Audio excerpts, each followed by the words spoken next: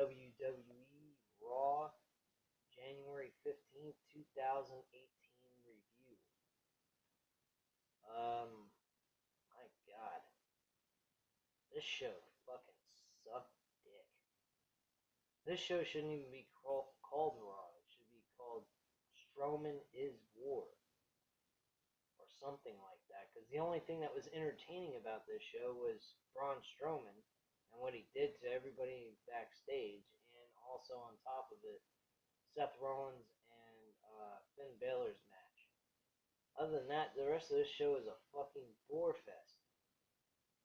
After Roman Reigns and the Miz Taraj match, I fell asleep through, like, I probably would say about 10 minutes worth of programming.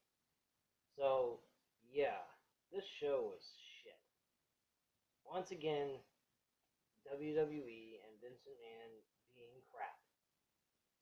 The main event, half of it was spent with commercials, so you didn't get to see what was going on in the ring between two athletic and well performers like Finn Balor and Seth Rollins. We didn't get a whole lot of anything out of this show. Roman Reigns' match with the Miz Taraj was a joke, so we didn't get nothing out of that. Roman Reigns wins by a spear and a Superman punch on Curtis Axel. So, woohoo, big whoop. Like, that's anything important. But Braun Strowman, he was definitely something worth watching. Now, the sad part about all of this is all this build-up on Braun Strowman tonight was the ultimate peak that they have gotten with Braun Strowman since No Mercy in September, when Brock Lesnar pretty much squashed Braun Strowman in their main event match. And it looks like they're in the same exact path with Braun Strowman again. Only this time, he's even better than he was against Brock Lesnar in the build-up towards the Universal title match. So, this to me is just a fucking joke. No matter what they do with Braun Strowman at the end of the day, even if they have Brock Lesnar pin Kane, it's still killing Braun Strowman's momentum. Because, to be quite frank with you, Braun Strowman has dominated both Kane and Brock Lesnar, leading to this matchup that they're having. So, to be quite frank with you, Braun Strowman should be the Universal Champion going into WrestleMania and facing Roman Reigns. That is the best matchup, the best. They got that. That's the best thing they can come up with here. It's two full-timers going at it for the Universal title at the main event of WrestleMania. That is what should be going on here, not Brock Lesnar defending the title at WrestleMania. They have not made Brock Lesnar at all look good building up to this Royal Rumble triple threat match for the Universal Championship. I do apologize, but I don't see why Brock Lesnar has to keep the championship up to WrestleMania for Roman Reigns to defeat him.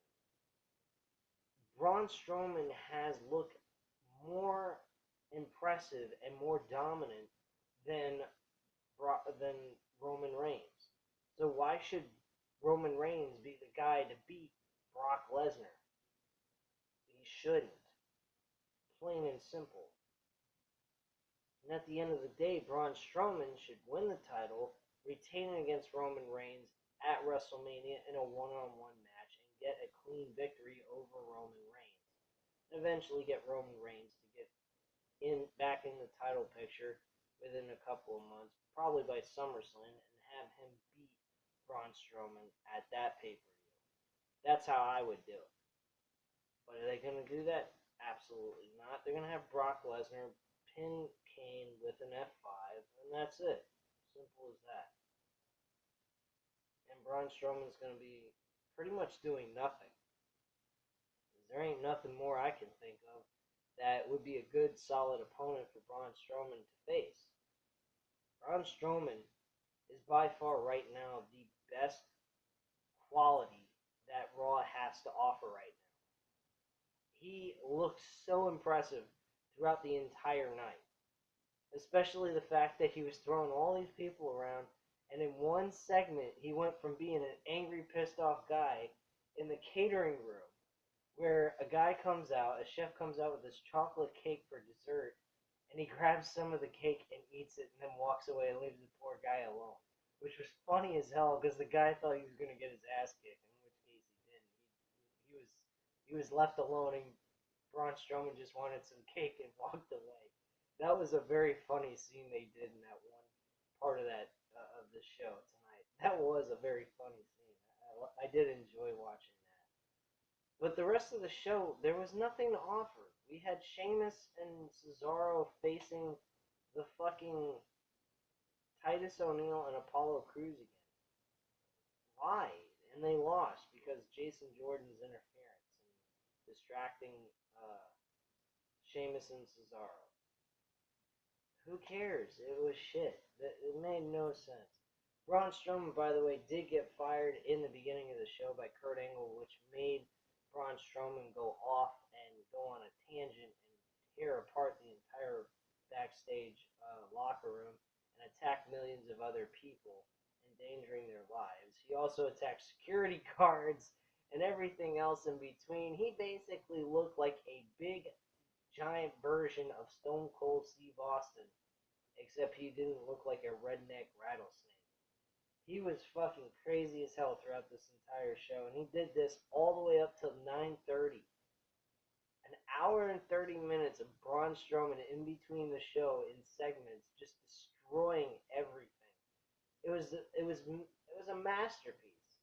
That was the one thing that WWE did tonight that was perfect. The rest of it was shit, as I've already mentioned about 3 or 4 times now within this review. But yeah, later on afterwards, he grabs Michael Cole and what's his face? Kurt Angle goes ahead and he says, "Don't do that. Put him down."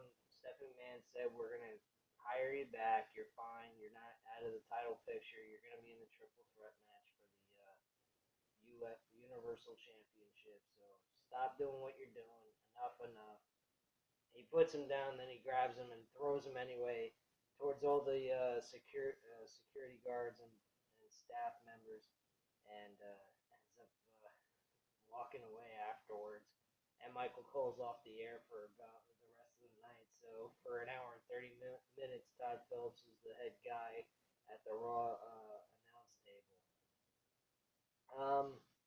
We had the Bar versus Titus worldwide with Apollo Crews, Titus O'Neil. Already mentioned to you, Jason Jordan interferes in that match. Following that, we had Cedric Alexander versus Tony Nese. Nothing big here. This was just pretty much nothing really big happened. This is just a build-up for Cedric Alexander to have a rematch with Enzo Amore for the Cruiserweight Championship. I wasn't too impressed with this match. It really didn't. I didn't have a lot of attention towards this. It was just a match that was there, and that was it. Braun Strowman did also lift a semi truck, which isn't something that we haven't seen them try to do. Very dramatical effect, a little over the top. You know for a fact he wasn't picking the damn thing up. He was getting assistance with some type of piece of material that was helping the truck move as he was lifting it. I mean, he's a strong guy. I believe he could lift something very heavy, but nothing like that. I mean, come on, that's just insane. I don't even think Mark Henry could do that. And he's one of the strongest men in the world.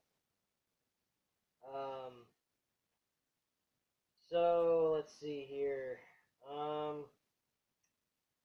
We then go to Asuka versus Nia Jax. This match actually wasn't too bad. It actually made a lot of sense and very good decision making by the WWE creative team by not having Nia Jax get pinned by Asuka, Asuka not losing to Nia Jax. Basically, Nia Jax goes ahead and has an injury to end the match, and Asuka walks away with the victory, looking strong And Nia Jax technically not looking bad either because she ended up having injury. So at the end of the day, it was a good decision to make at for the ending of this match altogether. Um, and Asuka wins by referee stoppage because of a leg injury.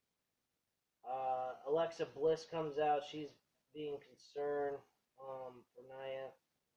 Jason Jordan then goes backstage with Kurt Angle, where his office is wrecked by Braun Strowman at the time in the beginning of the show, and Jordan requests his dad to give Seth Rollins an opportunity to face Finn Balor to revenge his loss that he had from last week in the six-man tag team match, which Kurt Angle granted so that he could go ahead and have Seth Rollins and Finn Balor be the main event for Monday Night Raw. What else? They talked more about Strowman. My God, this whole fucking show was centered around Strowman. It was unbelievable how much they kept talking about Strowman this and Strowman that. Alexa Bliss was backstage in the trainer's room with Nia Jax as well. And Enzo Amore walks in. He's comforting Nia Jax and has Alexa Bliss be um, you get what I mean. Alexa Bliss was trying to comfort her friend, and Enzo was trying to comfort her, and Nia took Enzo's side and told Alexa to leave. The Revival had a debut match on Raw, which they faced a bunch of jobbers. This match was just very short. Revival wins. Very obvious win here. Dash Wilder and Scott Dawson actually did have a very interesting um, promo. They kind of mentioned that Shawn Michaels, Triple H, Stone Cold Steve Austin, the New Age Outlaws, they're basically guys that are from the Attitude Era that made wrestling the way it is today, a big giant load of crap. They're just entertainers, where the Revival are professional wrestlers. So now they're doing a storyline with the Revival as being this line where you go from entertainer to professional wrestler, and they're the professional wrestlers. They do what they do to win. They don't care about entertaining the audience. They care about wins and losses. So they're basically very old school, like 80s mentality. They're not there to be super entertaining, have a creative gimmick or anything like that to get the crowd over. Their whole attitude is get in the ring, beat the shit out of your opponent, get the win, walk out, and go backstage. So that's pretty much their whole operandi, which is a very smart decision, smart way of doing things. And what I did like about this promo that they had them do is they kind of brought a reality into this in the sense that they are stating, hey, we aren't WWE corporate gimmick. We're not made by the creative team by WWE. We are here because that's who we are. This is who we are. We're not a gimmick. We're not something that was created at a creative team. This is what we are. This is what we do in the ring every single night. We come in the ring, we beat people's asses, we walk away victorious, and that's that. And I like that. It's straightforward, to the point, very good um, promo, and I think that this will eventually get something going for them as long as they both stay healthy. That's been the main problem for the Revival. They have not been healthy. They have been having to deal with injury after injury from one tag team partner to the other. I mean, they've been going through a very rough time since they got to the main roster, and it's not because WWE Creative have done anything to hurt them. It's just that health-wise, they have not been in the best of shape like they were in NXT, which is very unfortunate because they could have really helped out the tag team division. We could have seen the Revival and the Hardy Boys in tag team championship matches. We could have seen the Revival even face Seth Rollins and Dean Ambrose at one point instead of having to see the Bar versus Seth Rollins than Dean Ambrose. So, I mean, there was a lot of things that could have happened during the time that they were injured if they would have been on the roster to be able to perform, but unfortunately that wasn't the case. Um, from there, we had Elias come out. He did his own little shtick that he usually does, insult the fans, and we got a very big crowd reaction in a negative way, a lot of heat. So it was legitimate heat. People weren't just booing him to boo him because of the fact that they hate him. They were booing him from what he was saying. So they got a legitimate kayfabe uh, heel reaction by the crowd, which was outstanding. And I'll tell you this much: Elias may not be the best in-ring performer that you'll ever see, but he will give you a way to get the crowd to react the way you want them to react based on the fact of what the character he is playing. So if he is playing a heel, he will get them to hate him like he's a heel. And I think that's outstanding because not too many performers or wrestlers can actually do that nowadays. Usually, if the fans like you, no matter what the hell you are, they're going to cheer for you. In this case, the way he is so harsh and mean and the things that he says in his songs, it gets people to want to boo him anyway, even though in the beginning they cheer for him. So it's very interesting, very cool, and I think it's outstanding. The only downside about Elias is he's not the best in-ring performer, and the match he had with John Cena definitely displayed that. If he improved with the wrestling in ring, I mean, he's not horrible. I'm not gonna say that, so don't get me wrong when I say that. But my attitude about him is that he just doesn't have the the kind of pop that you can get out of somebody to get them go, oh my god, or holy shit, or get them to jump out of their seat kind of thing. He's just, average at best. He's not the best in-ring performer, but when you give him a microphone, he can do things to get you to react in different ways than another heel would do anyway. Most heels now, if they're liked, they're liked. That's all there is to it. People aren't going to boo you if you're a likable character, whether you're a heel or not. That's the main problem about professional wrestling nowadays. People will cheer for the bad guy. People will cheer for the good guy. It all depends on whether or not they like him. But when you got that talent that can go ahead and get the audience to actually boo you no matter how much they like you because of what you're saying or doing, you got something there.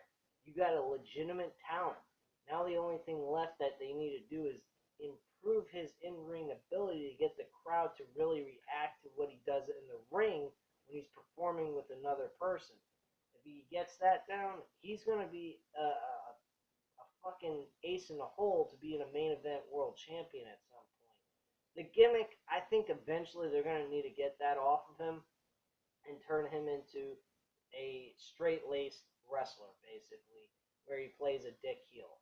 Other than that, he's golden. I think he's got an opportunity to be something someday. I think maybe in about 2 or 3 years we should see him at some kind of level of main event quality. So just give the guy some time.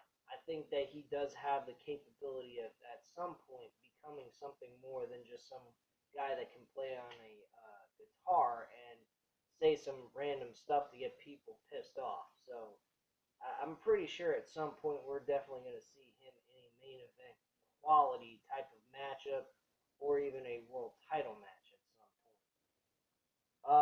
But we did get Elias to sing before he talked about The Miz coming out.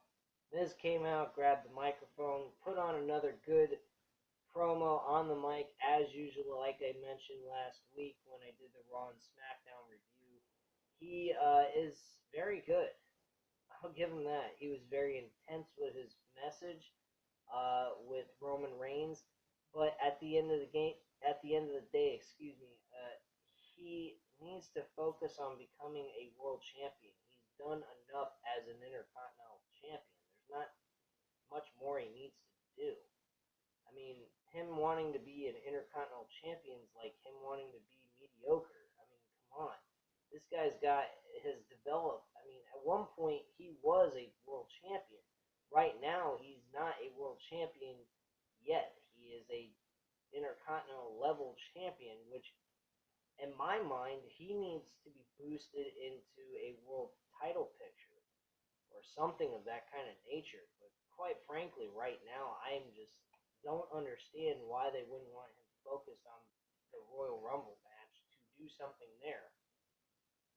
Like I said, Roman Reigns should have been the guy to lose the title to Finn Balor at the Raw 25 episode.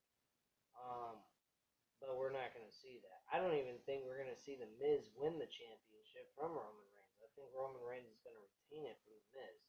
So, highly doubt to see a title change next week. Just to throw my prediction out there to you about next week's Raw. Let's see here.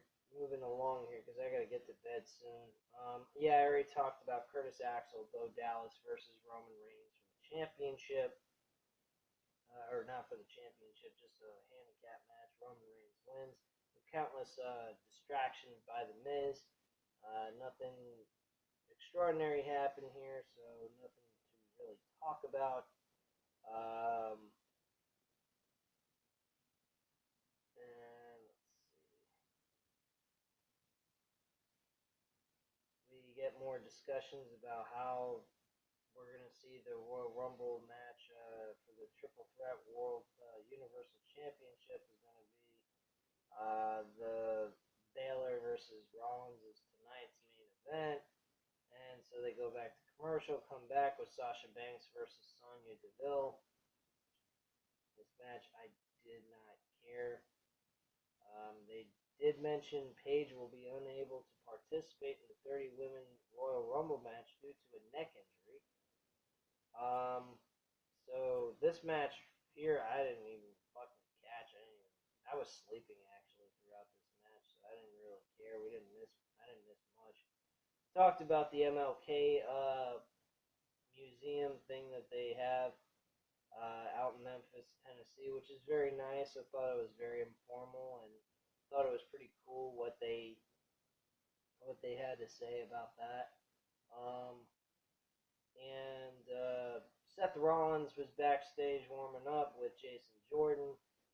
Jason Jordan basically was saying, "I'm really excited to be in your corner," and blah blah blah. Seth Rollins said, "Look, man, I don't have a problem with having a match with with Finn Balor. I'm not upset with that. What I am upset about is you didn't come talk to me. We're a team. We're a tag team. We're teammates. We should be talking these things out before just going ahead and doing stuff like that. Not to mention you went out in the middle of the match without even consulting me about it and just randomly just going ahead and just distracting our opponents that we're going to be facing at the Royal Rumble. I didn't think that was cool either. That's something that we should have both talked about before saying, okay, well, I'll just go do whatever the hell I want. We're a team. We work together." So that was basically the whole emphasis on that whole segment. Jason Jordan didn't really seem too happy about it. He thought that Seth Rollins would be happy with him in his decision making and wanting to help him out with getting a rematch against Finn Balor since he lost in that six-man tag team match. Well, that was pretty much it. Then getting to the main event. This main event, as I already mentioned, we got to see half of it. I don't even know about half of it. I think we saw more commercials than we saw the fucking match, to be honest with you. This whole fucking main event was a great main event to set up, but yet half of it was fucking spent through commercials. So what's there to look forward to here? I mean, I'm fucking just watching this and nothing's happening. So yeah, that's really wonderful. I'm glad we got to see a main event quality match that could be placed on a pay-per-view, which it did, and not to get but to see less than half of the fucking match itself. So that's really great in its own right. At the end of the day, there was a lot of distraction going on. Cesaro and Sheamus interfered in the match, and they went ahead and interfered. The club actually tried to stop the bar, and so did Jason Jordan. But actually no, Jason Jordan was on the other side. Finn Balor also tried to stop Cesaro and Sheamus by protecting his Balor Club members of Carl Anderson and Luke Gallows. And then out of nowhere, the referee didn't really see Jason Jordan grab Finn Balor's leg. He got tripped and he tried to get back up. And Seth Rollins hits a curb stomp without the referee seeing that he was tripped. And Seth Rollins didn't see Jason Jordan trip his opponent either, which I think if Seth Rollins would have seen that, he would have been upset knowing that his own partner was cheating for them to pick up a victory. So he wasn't too happy. He probably wouldn't have been too happy about that, but that's completely something he was completely oblivious to, so he didn't have a clue what was going on. And that was pretty much the ending of the match. Surprisingly, I don't understand why the curb stomp was used in this matchup when we were told years ago that this move that Seth Rollins did that was very impressive and unique was banned because it was dangerous because it would give people concussions. So I don't understand that. Maybe they lifted the rule. Maybe Vince McMahon's starting to go, okay, we need to get some balls here. These guys get concussions. We're just going to go all out and fuck them. Who cares? They get a concussion, they'll stay out for a couple of months. I don't know. But personally, this show, to me, didn't really make a whole lot of sense. In the sense of entertainment, I wasn't entertained. It did not keep me awake. And outside of Braun Strowman, the main event, this whole show sucked. And the main event sucked anyway because we didn't get to see the majority of the match. We spent most of our time watching the fucking commercials. So how are you supposed to get invested in a match like that when you're not able to see all you're getting to see is commercials in comparison to the match? It's fucking ridiculous. So that's pretty much my overall opinion about this show. I hope you guys enjoyed watching the video. I hope I was very informative this time again about Monday Night Raw. I will definitely be reviewing SmackDown tomorrow after the show ends, so catch it. It should be uploaded by like 10:30ish or probably 11. So catch that episode of the review for SmackDown, and I'll speak to you guys tomorrow, alright? Thanks a lot for watching. Hit this subscribe button if you're not already subscribed to the channel. On top of that, hit the like button if you liked the video, and leave a comment down below what you guys thought of the show or about this video. Anyway, guys, thank you very much for watching. I hope you have a great night.